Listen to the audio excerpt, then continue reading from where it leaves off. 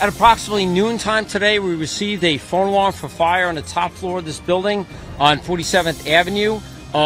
We were met with a heavy fire condition. It quickly escalated up to the alarms. We're well over a fifth alarm right now. We had to call a fifth alarm as well as additional units.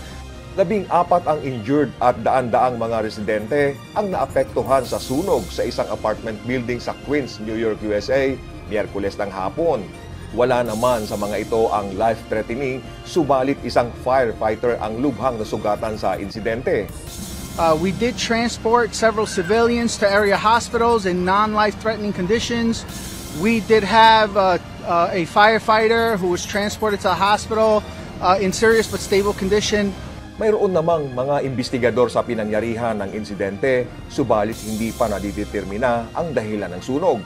Ito ay kahit na kumpleto na ng mga otoridad ang inisyal na pag-iikot sa pinangyarihan ng insidente, subalit nahirapan ang mga ito sa paghahanap dahil sa lala ng tinamong sunog dito.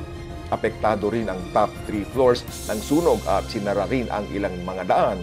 Lahat naman ng 450 na mga residente ng apartment ang naapektuhan dahil sa sunog at water damage. Nakapagtala ang American Red Cross ng 160 na tao sa 68 sambahayan ang nangangailangan ng emergency assistance, kasama na ang pagkakaroon ng pansamantalang matutuluyan pati na rin ng makakain. Itutuloy naman nila ang kanilang Service Center Operations sa tulong ng Emergency Management Agency, Huwebes ng umaga.